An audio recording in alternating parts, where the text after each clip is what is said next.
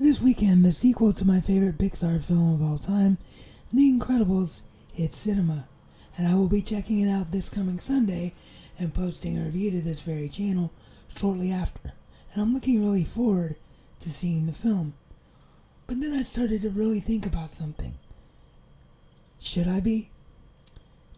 I'm RazMansReality, and today I would like to examine the question, are sequels in fact poisoning Hollywood and stifling creativity as a whole? If this is your first time here and film, TV, and comics is your passion, then please consider hitting that subscribe button and ringing that bell notification icon so that you don't miss out on any of the future geektastic fun. In order to really examine this properly, we need to remind ourselves just how good a film can be when it stands on its own. And to me, there is no better director to exemplify that than the legendary Steven Spielberg, Indiana Jones notwithstanding. So let's take a look at two very big examples. 1977's Close Encounters of the Third Kind is still fondly remembered today as one of the golden standards of science fiction, and without a doubt the golden standard for every movie involving aliens that we've ever seen since. Why is that? Because it presented the aliens in a very believable way, and it gave us a wonderful, good feeling when we walked out of the cinema or got up from our television screen after viewing the Blu-ray of the film, because there were no more unanswered questions. We understood why the aliens were there on our planet, what their intentions were, and in the end, we felt good about being visited by them. Then there's 1982's E.T. the Extraterrestrial. Again, Spielberg visits the alien genre, but this time actually gives the alien a face and a presence that we can all relate to, and examines just how closely two individuals and their connection is in the importance of life in general. And by the end, not only do you feel for E.T. and want him to return home safely, but more importantly, when it comes to Elliot, you wonder, how is he ever going to survive without E.T. in his life? And has he in fact lost a piece of his heart? Only true cinema can make you feel that way. Then there's the other side of the coin, which are films that got sequels, but maybe should have been left alone. Robert Zemeckis' film set in 1985, Back to the Future, is a perfect example of this. Originally intended to be a standalone story, it's easy to see why. When Marty returns from 1955 back to 1985, everything in his life is exactly how he always dreamed it would be. His sister and brother in a better place, his parents are truly loving of one another, and his father has finally learned how to stand up for himself, largely because of an action he took in 1955 thanks to Marty. When Marty goes up and sees the truck in this shot, he realizes that everything he's ever wanted in his life has fallen into place, because shortly after, his girlfriend Jennifer arrives to affirm that fact. Now, don't get me wrong, I enjoy Back to the Future 2 and 3, and because they exist, I actually feel like Back to the Future is now one giant continuing story. Perhaps that's another video for another time down the road. But you can absolutely look at this film and feel completely satisfied and realize that there was no further need to continue this story. Then one day, executives at Disney decided that they had a brilliant idea. Let's take one of our most popular rides, Pirates of the Caribbean, and build an original story out of it and create a film. Hence the modern classic, Pirates of the Caribbean, The Curse of the Black Pearl was born. And again, this is a case of, while I enjoy the sequels, I in fact own all of them, there are some weaker ones in the franchise, without a doubt. And going back and examining Curse of the Black Pearl, I wondered, was there any further need to see these characters? And there's no better example of thinking that perhaps there isn't than the final scene you're looking at right here. When Jack takes a look at his compass and says out into the ocean, "Bring me that horizon," he realized that Captain Jack Sparrow, for the first time in many, many years, is finally at peace, and he will get to live his life the way he wants it. And for the most part, everyone else deserving in the film is now in that exact same place. A place of peace, and with no more need to wander about aimlessly. So, again, I ask the question, should the sequels have happened in the first place? This, for me, is the biggest example of all. My favorite film of all time, 1982's Blade Runner by Ridley Scott, the first cinematic experience I ever had. Now, don't get me wrong, I absolutely think that Blade Runner 2049 is a modern masterpiece and definitely gives you all the feels that you should have for a sequel. But let's look at Blade Runner and remember its story. Its story is all about Deckard, and Deckard realizing that he spent his whole life hunting down replicants and thinking that replicants were, in fact, lesser forms of life.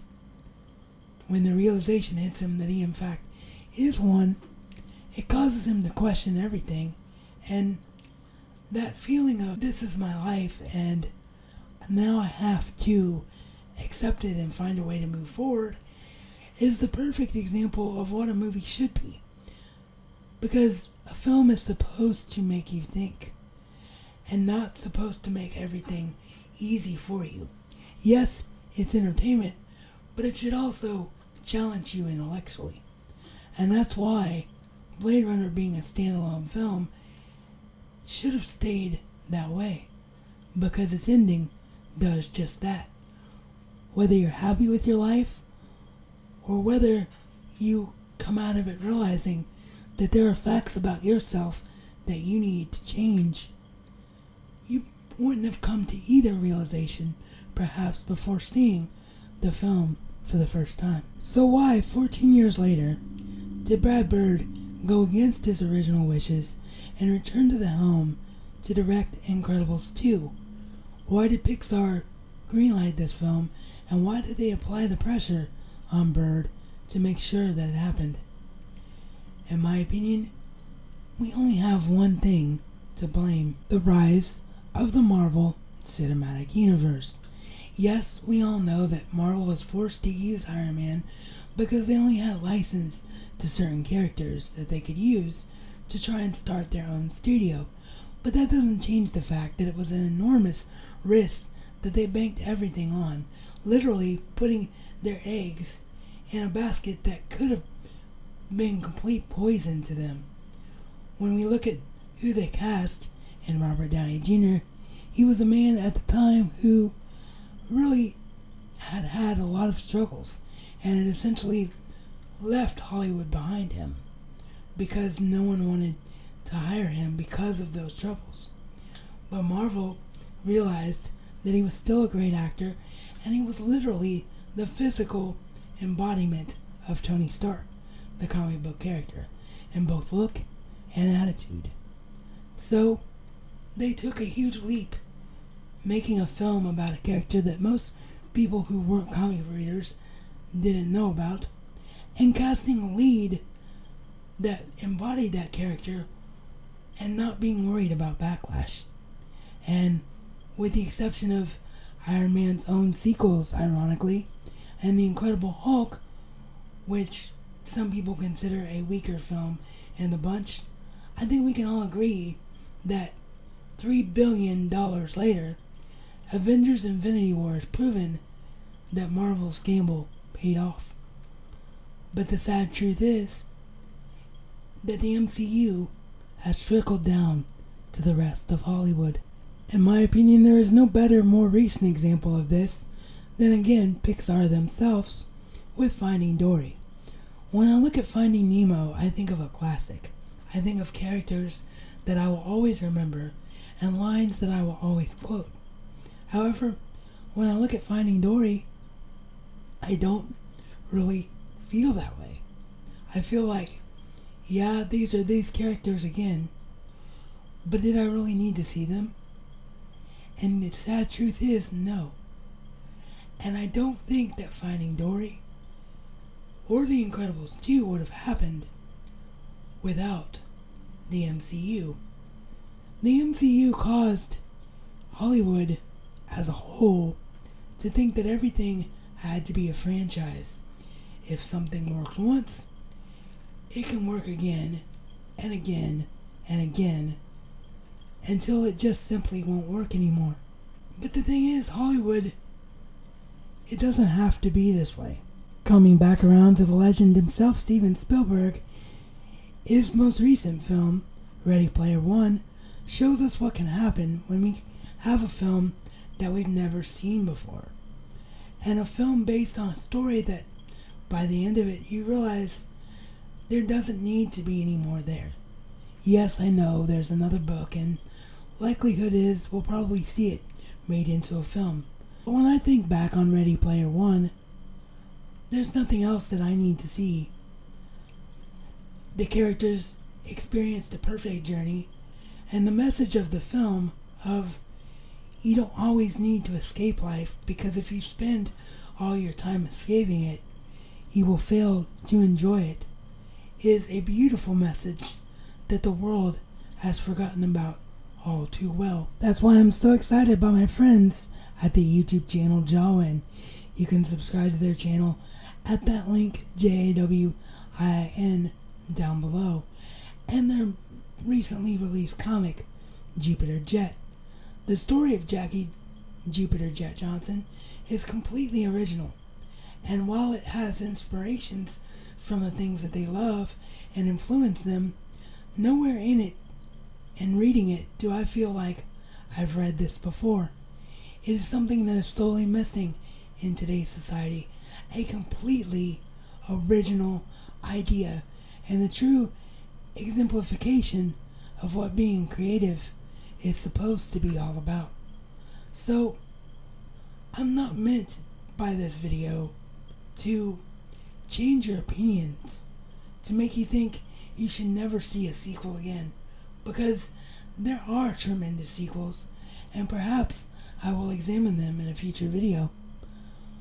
But I simply wanted you to sit back and think that shouldn't we, as moviegoers, or comic book readers, or book readers, or just love of creativity in general, ask for more originality instead of just going and seeing the same things over and over and over again? That's just something I wanted you to think about, however, and simply my opinion. But as always, the most important thing isn't what I think, it's what you think. So in the comment section down below, let me know how you feel about today's discussion, and was I off base here, or did I have a point to everything I discussed? If this was your first time here today and you really enjoyed today's video, then you can check out more content from me, including my latest video, and the video that YouTube recommends will be the best for your viewing experience, as well as hit the round subscribe icon if you haven't done so already, to make sure that you never miss out on any of the future geektastic fun. And if you really want to go the extra mile, in the description box down below, you will find ways to help the channel grow as well. As always, this has been your RazMansReality Check.